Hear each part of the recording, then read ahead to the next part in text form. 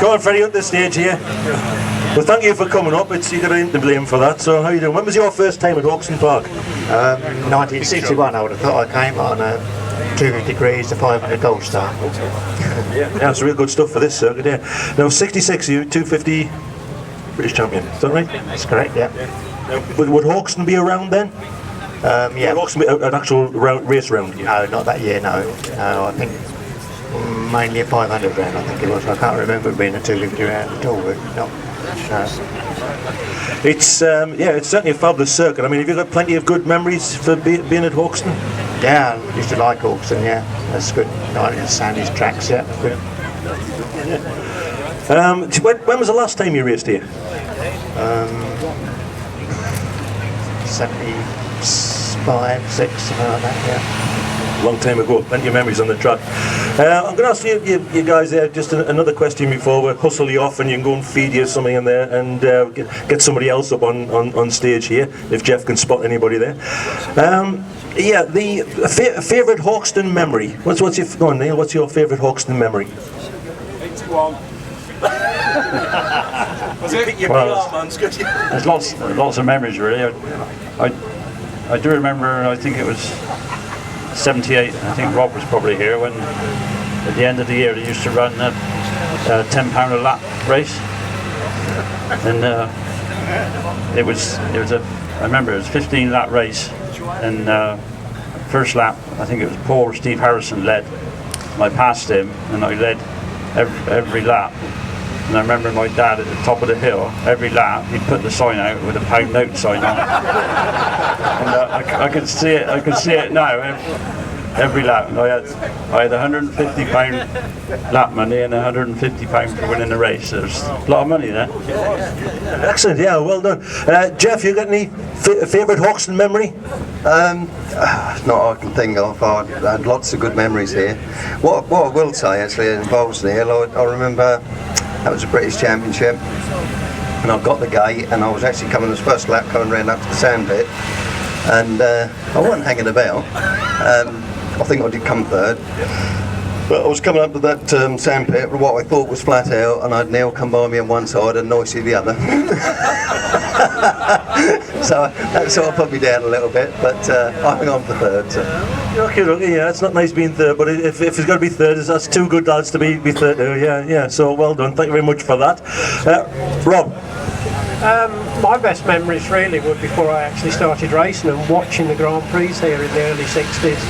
I was talking to Dick Clayton earlier. I remember Dave Curtis winning Grand Prix, Motocross Nations here in '64.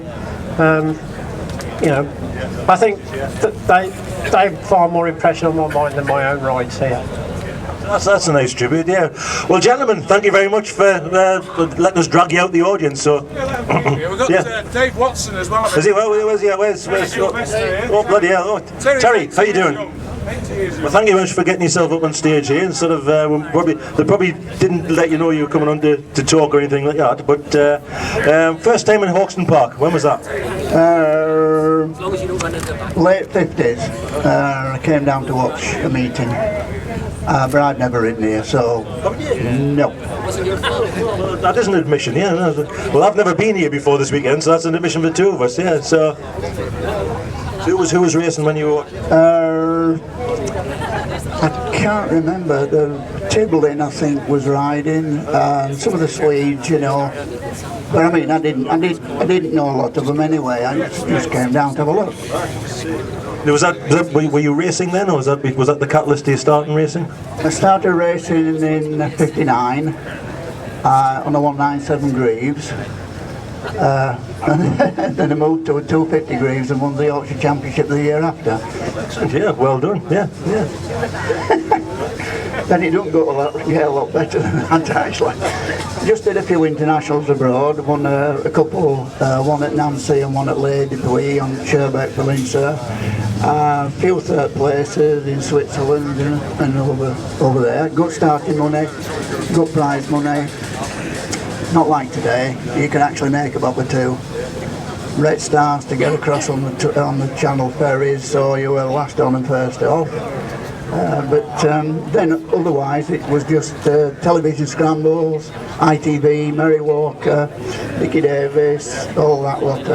Mary Walker on the back of my bike once before a meeting. I can only think of the only person I can think of who will commentate wisely on blobs of mud travelling on the field can be Murray Walker. Because I've seen some of those, and it's just incredible how, and he's picking people out as well. So yeah. Yeah, but I used to wear a space helmet, which was the first one that was televised anyway, and it was an Everoak that came down over the years. The other guys used to wear pudding basins with the straps underneath, so Mary could always pick me out. And when I was down, I used to get up at 2 o'clock in the morning, drive down to meetings, South Wales, London or whatever, and Mary always gave me a mention, even though I wasn't at the front. So the wife knew I'd got there.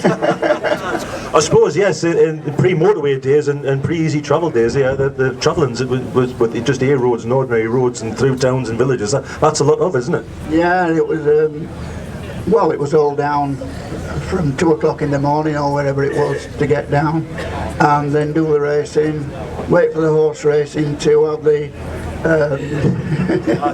get them out of the way, and they kept us just waiting on the line until they had stewards' enquiries for the horse racing. So it got a bit chilly in the winter, you know, with the snow coming down on you. Yeah, I bet it would do. Yeah. So yeah, you've done a bit for Greaves though in your time, haven't you? Sort of, yeah. Yeah, I've been a Greaves dealer since '65, but they no longer now exist from about 77, 78. So I used to get all my spares from Thunders. I used to go down in the van, pick a load of stuff up about once a month, and I went into the office down there, and there was Derry Preston Cobb and Dave Skerritt, who was he was the spares manager. And I said, I used to pick bits of stuff up and say, look Dave, how much is this? You know, and he said, so much like. And then he said, would you like to buy the lot? So I said, oh yeah, I was lending me the money. So anyway, we cracked a deal and I bought the lot, and I think there were about 25 tons of the stuff. A lot of gearbox bits, they're quite heavy. About 35 sets of Seriani forks, which I wish I'd never sold now because they'd fetch a mint. A load of Allied tanks, everything. And they had a load of